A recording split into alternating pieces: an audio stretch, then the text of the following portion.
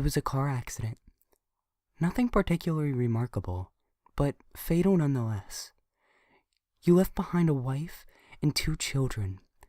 It was a painless death. The EMTs tried their best to save you, but to no avail. Your body was so utterly shattered, you were better off. Trust me. And that's when you met me. What happened? You asked. Where am I? You died, I said, matter-of-factly. No point mincing words. There was a truck, and it was skidding. Yep, I said. I died? Yep, but don't feel bad about it. Everyone dies, I said. You looked around. There was nothingness, just you and me.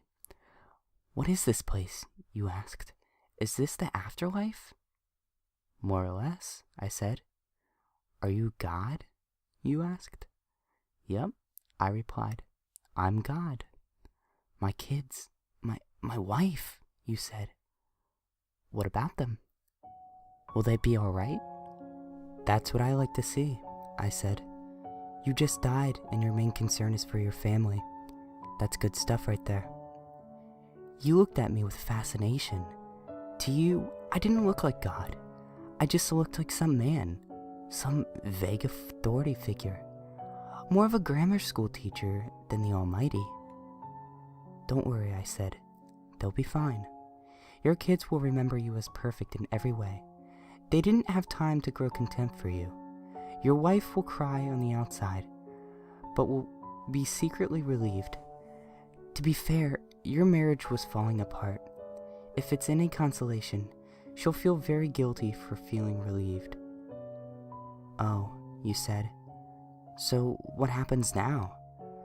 Do I go to heaven or hell or something? Neither, I said. You'll be reincarnated. Ah, you said. So the Hindus were right. All the religions are right in their own way, I said. Walk with me. You followed along as we strolled in the void. Where are we going? Nowhere in particular, I said. It's just nice to walk while we talk. So, what's the point then? You asked. Will I get reborn? I'll just be in a blank slate, right? A baby. So all my experiences and everything I did in this life won't matter. Not so, I said. You have within all the knowledge and experiences of all your past lives. You just don't remember them right now. I stopped walking and took you by the shoulders. Your soul is more magnificent, beautiful, and gigantic than you can possibly imagine. A human mind can only contain a tiny fraction of what you are. It's like sticking your finger in a glass of water to see if it's hot or cold. You put a tiny part of yourself into the vessel, and when you bring it back out, you have gained all the experiences it had. You've been a human for the last 34 years, so you haven't stretched out yet and felt the rest of your immense consciousness. If we hung out here for longer, you'd start remembering everything, but there's no point doing that between each life. How many times have I been reincarnated then? Oh, lots. Lots and lots. And into lots of different lives, I said. This time around, you'll be a Chinese peasant girl in 540 AD. Wait, what? You stammered. You're sending me back in time?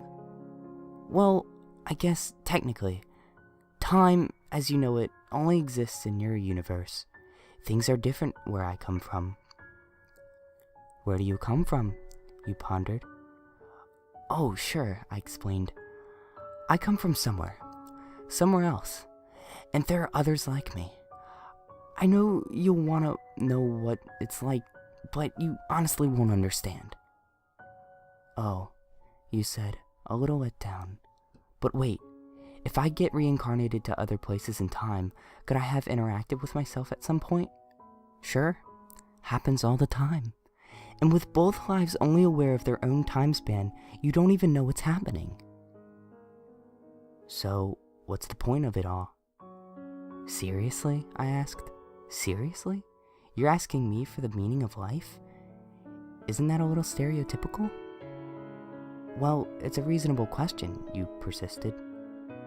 I looked into your eye.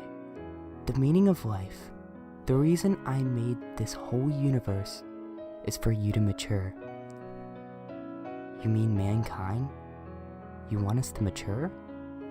No, just you. I made this whole universe for you. With each new life, you grow and mature and become a larger and greater intellect. Just me? What about everyone else? There is no one else, I said. In this universe, there is just you and me. You stared blankly at me. But all the people on Earth? All you. Different incarnations of you. Wait, I'm everyone? Now you're getting it, I said, with a congratulatory slap on the back. I'm every human who ever lived? Or who will ever live? Yes, I'm Abraham Lincoln. And you're John Wilkes Booth too, I added. I'm Hitler, you said, appalled. And you're the millions he killed. I'm Jesus? And you're everyone who followed him. You fell silent. Every time you victimize someone, I said, you were victimizing yourself. Every act of kindness you've done to yourself. Every happy and sad moment ever experienced by any human was, or will be, experienced by you. Why? You asked me. Why do all of this? Because someday, you will become like me. Because that's what you are. You're one of my kind. You're my child. Whoa, you said, incredulous. You mean I'm a god? No, not yet. You're a fetus. You're still growing. Once you've lived every human life throughout all time, you will have grown enough to be born. So this whole universe, you said, it's just an egg of sorts, I answered. Now it's time for you to move on to your next life. And with that, I sent you on your way.